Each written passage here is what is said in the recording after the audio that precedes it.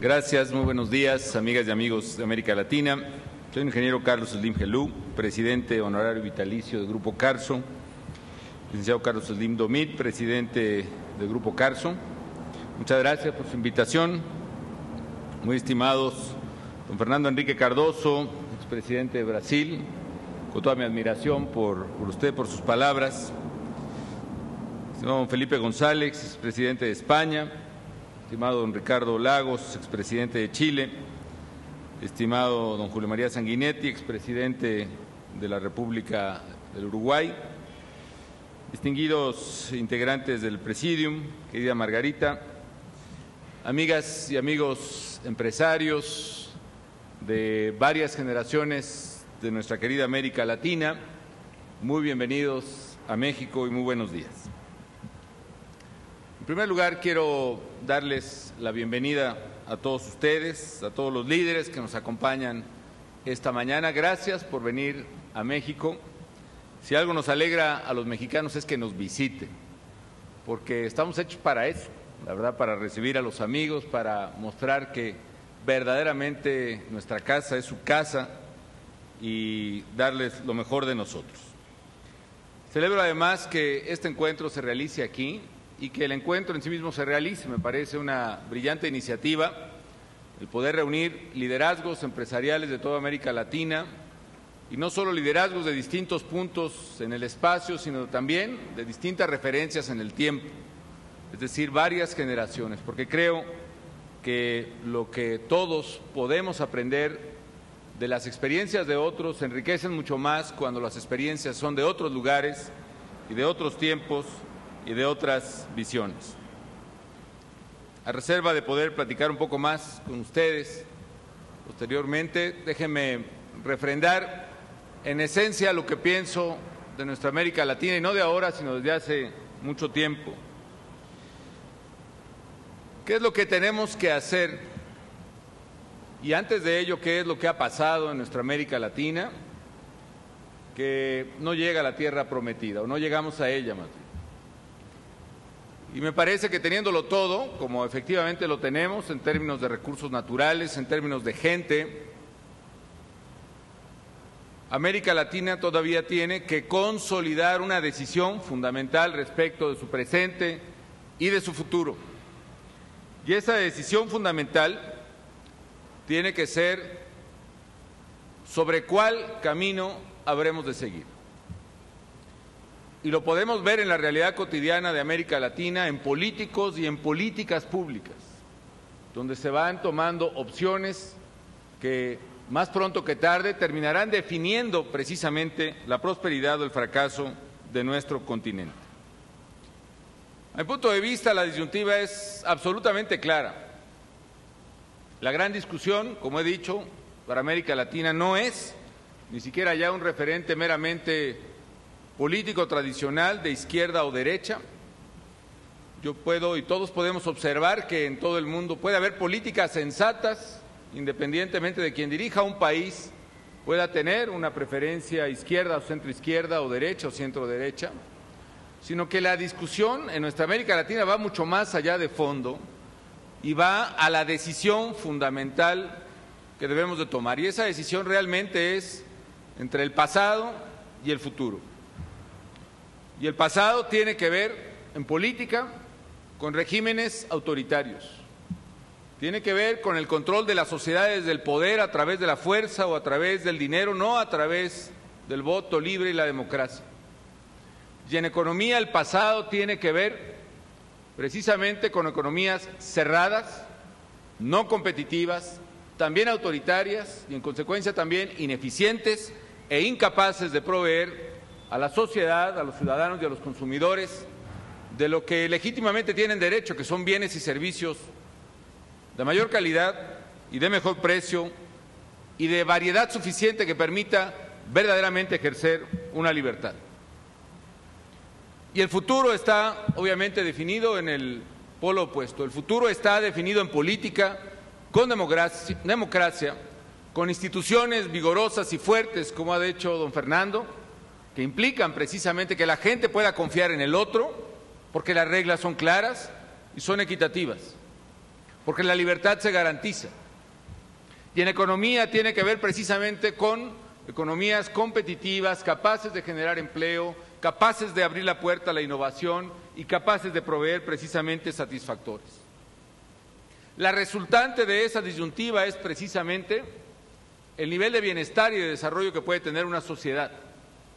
En nuestra América Latina son claros los ejemplos de países que, habiendo optado por el futuro, por democracia, por economía libre, han impactado también y de manera definitiva las condiciones de vida de la gente, han podido superar la pobreza extrema, han marcado una ruta de constante crecimiento y de bienestar. Y también son, a mi juicio, cada vez más evidentes las economías y las sociedades que definitivamente han tomado una ruta contraria y han fracasado en ese gran objetivo que tenemos todos. Y como dijo Carlos Slim aquí, no se trata simplemente de seguir reglas a oscuras o de manera infundada, sino buscar lo que está atrás de determinadas reglas, que es precisamente bienestar, es precisamente empleo, es sapiencia, bienes de cultura, educación y es ingreso. Ahora, en el caso de México, nosotros nos decidimos claramente por el futuro. Nosotros hemos apostado claramente al desarrollo humano sustentable, que implica precisamente la ampliación de las capacidades personales de cada quien, de todos los mexicanos, la ampliación de la capacidad y de la libertad personal, sin comprometer a las generaciones futuras. Como alguna vez lo hubiera definido Pablo VI, en los 60 se trata precisamente del paso de condiciones de vida menos humanas al paso de condiciones de vida más humanas, y de eso se trata. Y por eso hemos firmemente propuesto primero en la campaña electoral y marcado claramente, tanto en el proyecto de Gran Visión de México 2030 como en el Plan Nacional de Desarrollo, el desarrollo humano sustentable como premisa para el país. Y hemos dividido el desarrollo humano sustentable en 5 grandes ejes. Estado de Derecho y seguridad pública es el primero, economía competitiva y generadora de empleo es el segundo, igualdad de oportunidades es el tercero, sustentabilidad ambiental es el cuarto y el quinto es democracia efectiva y política internacional responsable. Brevemente les comento cómo vemos y cómo actuamos en cada uno de esos ejes. El número 1, Estado de Derecho y seguridad pública, hemos asumido un firme compromiso, no de palabra, sino de obra, para que en México se respete cabalmente la ley, para que el nuestro sea verdaderamente un país de leyes, porque sabemos que una de las diferencias medulares en el desarrollo de las naciones estriba en aquellas que son capaces de hacer respetar su ley y aquellas que no lo son. Y algunos estudios, por ejemplo, como de Robert Barro y otros, demuestran que la diferencia en un país donde se respeta la ley respecto a otro donde no se respeta puede ser hasta de 2% del Producto Interno Bruto por año en términos de crecimiento. Por eso hemos hecho un esfuerzo deliberado y firme por fortalecer la autoridad nacional, la autoridad del Estado, por luchar frontalmente contra el crimen organizado. No es una materia exclusiva y ni principalmente tampoco de lucha contra el narcotráfico, es una materia de legalidad y de Estado de Derecho, es una materia de expulsión del dominio de comunidades y pueblos de México de crimen organizado que pretende apoderarse de las rentas de esas comunidades, de empresas o de personas, rentas lícitas o ilícitas.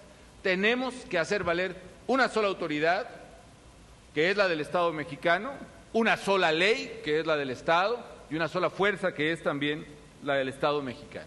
Y en ello vamos avanzando en una estrategia que implica, además de hacer valer nuestra fuerza, nuestra ley y nuestra autoridad como mexicanos en cada punto del territorio nacional, haciendo incluso uso del recurso de fuerza por excelencia del Estado nacional, que es la fuerza pública, incluyendo la Fuerza Armada encargada de la seguridad interior. También estamos avanzando en una meta medular, que es legar al país instituciones fuertes, policías renovadas, autoridades de justicia que sean capaces de administrarla y aplicarla, y que verdaderamente eso ponga los cimientos de un México distinto y mejor. Y paralelamente, una política pública de ampliación de oportunidades que trabajando en el terreno educativo y en el terreno social abra precisamente un entorno distinto a los jóvenes en México y que les permita construir una vida productiva, responsable, justa y respetuosa de la de los demás. En materia de economía competitiva, lo que queremos es eso, un México competitivo, y no solo eso, un México ganador, un México que no le tenga miedo a la competencia, un México que compita y que gane. Y para ello sabemos que tiene que haber un terreno parejo para todos en nuestro país y un terreno plenamente competitivo, además de reglas claras. Y por eso hemos hecho en México reformas que no se habían podido hacer en más de una década y algunas de ellas que no se habían ni siquiera intentado hacer, como la parte energética, en más de 50 años. Y por ello, por ejemplo, estamos corrigiendo puntos estructurales que debilitaban nuestras finanzas. Por ejemplo, hicimos una reforma al sistema de pensiones de los servidores públicos y tan solo al pasar del régimen tradicional de Pay As You Go al régimen de cuentas individuales, le estamos ahorrando a las finanzas públicas nacionales 30 puntos porcentuales del Producto Interno Bruto, 30 puntos del PIB a valor presente neto, con lo cual hemos hecho una reforma radical que asegura la sustentabilidad financiera del país en el mediano y en el largo plazo.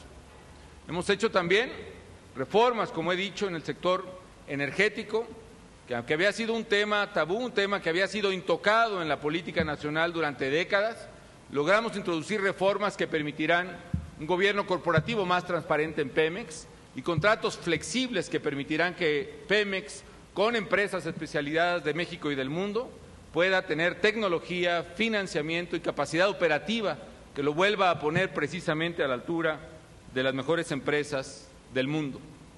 Hicimos otras reformas también, reformas en el ámbito fiscal, incluso en momentos terriblemente difíciles como fue en medio de la crisis del año pasado.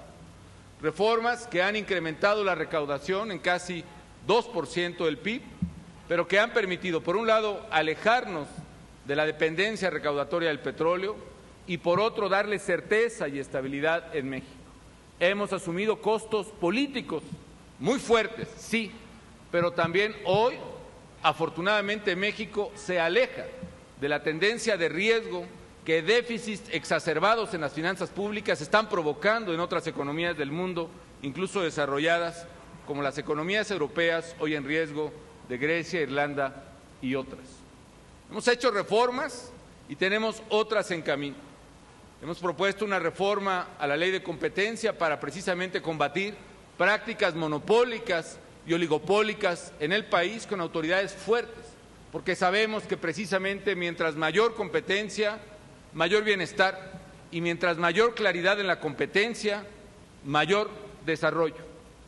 Hemos hecho otras reformas también en el plano administrativo. Por ejemplo, el haber asumido una decisión también muy riesgosa y muy costosa, que estaba prevista en la ley desde la década de los 60, y era que se liquidara la compañía de Luz y Fuerza del Centro aquí en la zona centro del país. Una decisión que se había pospuesto una y otra vez en México por los riesgos sociales y políticos que implicaba, pero que era ya impostergable, porque era una empresa, por ejemplo, que implicaba pérdidas cercanas a los 4,000 millones de dólares por año y con márgenes de eso presupuestalmente y con márgenes de pérdidas de eficiencia energética del 33%. Eso implicaba una enorme carga para el país.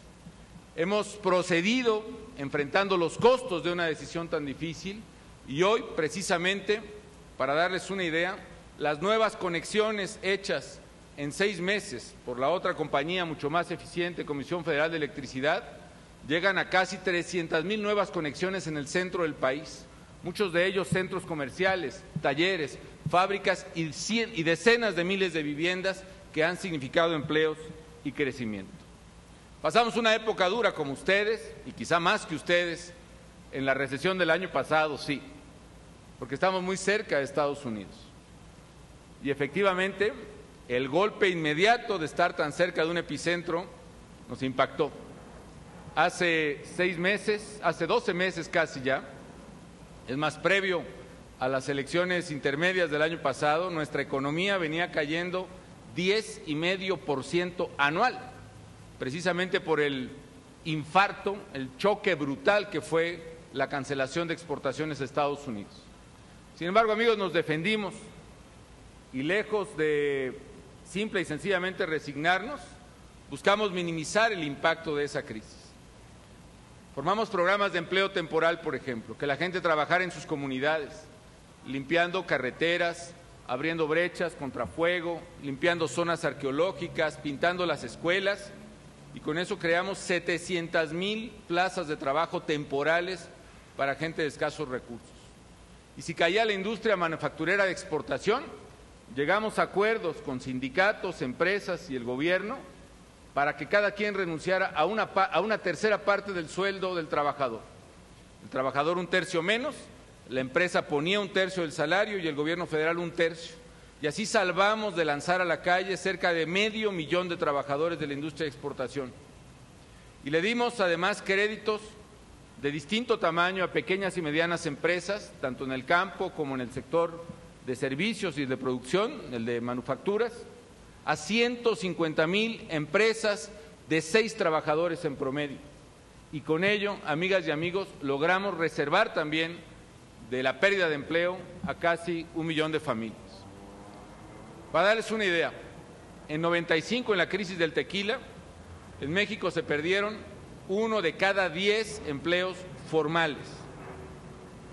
En 2009, aunque fue una crisis mayor, perdimos 2 de cada 100 empleos formales. Y eso significó que México pudiera prepararse para la recuperación. Hoy las cosas, la verdad, pintan mejor. Al cierre del primer cuatrimestre, hasta abril, se habían creado ya netos, es decir, ya descontando renuncias o liquidaciones, habíamos creado en México 382,000 empleos formales en 4 meses. Se dice fácil, pero es el mayor número de empleos creados en la historia de México, por lo menos de lo que se tenga registro. Nuestra economía está creciendo, nuestras exportaciones, por ejemplo, al mes de marzo habían crecido a un ritmo de más del 40% anual. La producción industrial en el mes de abril, por ejemplo, creció 5,5%, y aunque el Fondo Monetario no pronosticaba un crecimiento para México en el 2010 ni siquiera de 1% hace menos de un año, hoy ha rectificado y pronostica un crecimiento de 4,2%. Seguimos trabajando pues por esa economía y en plena crisis, por ejemplo, no bajamos la guardia en otras metas. Aquí mencionaba el presidente Cardoso la infraestructura. Nosotros estamos pasando de un promedio de 3% de inversión en infraestructura en la administración pasada y de un promedio de casi 2%, un poco más, en la década anterior en infraestructura respecto del PIB. Estamos invirtiendo 5% del PIB por año en nuestro país entre el gobierno y el sector privado. Una inversión cercana o superior a los 45,000 millones de dólares por año. Y eso le está dando a México muchísimo mayor competitividad. Y en la parte social, nuestro programa ha sido también muy intenso. Por ejemplo, yo recibí la administración habiendo una cobertura universitaria para solo el 23% de los jóvenes en edad de estudiar universidad. Hoy hemos llevado la cobertura a 29%, particularmente en ingenierías y carreras técnicas, lo cual además nos ha permitido que en México se estén graduando ya cerca de 90,000 ingenieros por año. Y eso le da más competitividad al país. Y en materia de salud, por ejemplo, hemos triplicado el presupuesto en 3 años para el llamado Seguro Popular para quienes no tienen cobertura social. ¿Y eso qué ha implicado, amigas y amigos? Ha implicado, por una parte, que también en 3 años, entre hospitales muy grandes de 400 camas o pequeñas clínicas en comunidades rurales de atención de emergencias, algunas salas de estancia y consultorios, hemos construido o remodelado en 3 años 1,700 obras hospitalarias o clínicas, es decir, más de una diaria, 10 por semana, con lo cual estamos elevando la cobertura de salud y antes del 2012, antes de que yo termine la presidencia, vamos a llegar a una meta de cualquier país desarrollado o en desarrollo, que es la cobertura universal en salud. Todo mexicano con médico, con medicinas y con tratamiento a su alcance. Y en el cuarto eje, en la parte ambiental, hemos tenido un compromiso muy fuerte. México perdía 350,000 hectáreas por año de capa forestal, según la FAO. Hoy, entre proyectos de reforestación, conservación de suelos y pago de servicios ambientales, vamos a llegar al equilibrio en el cual cada hectárea que se pierde por incendios o tala ilegal es una hectárea que se recupera por la política ambiental del gobierno. Recibimos la administración con 30% de tratamiento de aguas residuales y vamos a superar el 60% al final, con la esperanza de que siga esta política y México trate el 100% de sus aguas residuales. Fuimos el primer país en desarrollo que tuvo un programa contra el cambio climático y el primero en establecer una meta unilateral de precisamente reducir sus emisiones de carbono respecto de la tendencia. Tenemos un plan muy agresivo en materia de energía alternativa. Establecimos el primer parque de energía eólica en México y el más grande en América Latina, y llegaremos a 2.500 megawatts de energía eólica en 2 años. Con lo cual México, si se toma en cuenta la hidroeléctrica, tendrá 26% de energía alternativa al terminar esta administración. Y finalmente, en materia de reconstrucción institucional, estamos haciendo justo lo que don Fernando Henrique dice: instituciones fuertes. El lema de la Revolución Mexicana fue sufragio efectivo y en cierta manera lo hemos conseguido, y eso es bueno para México. Pero ahora lo que sigue es que la democracia sea efectiva también, que le dé sentido al ciudadano votar, estar representado y tener un sistema político que valga la pena para su vida. Porque de otra manera, amigas y amigos, las tentaciones autoritarias están a la vuelta de la esquina y particularmente en América Latina, y lo sabemos. Yo quiero simplemente concluir con mis mejores deseos de prosperidad para ustedes y para sus países. Sé que en mayor o menor medida, en cada una y en cada uno de nosotros, hay una preocupación medular por nuestra América Latina. Sabemos que es la hora de América Latina, lo compartimos y lo deseamos, pero a la vez sabemos también que tenemos que encontrar la manera de transformar nuestras instituciones y nuestra vida pública en América Latina para que verdaderamente esa hora no pase de largo y nos deje después en mucho mayor atraso, en mucho mayor abandono y en mucho mayor peligro que el que ahora tenemos. Ojalá que el enorme liderazgo, la fuerza, el carisma, la credibilidad que en América Latina está hoy aquí reunida, se convierta en una energía transformadora de nuestra región, que verdaderamente dé un golpe de timón en la vida de cada uno de nuestros pueblos y que ese cambio signifique una apuesta al futuro, una apuesta al desarrollo humano sustentable que deseamos, una apuesta a la libertad, una apuesta a la justicia, una apuesta a la democracia que se expresa precisamente en democracias efectivas, en mercados libres y en mayor igualdad de oportunidades para la gente, sin comprometer a las generaciones que vienen detrás de nosotros. Muchísimas gracias por estar en México y por su atención.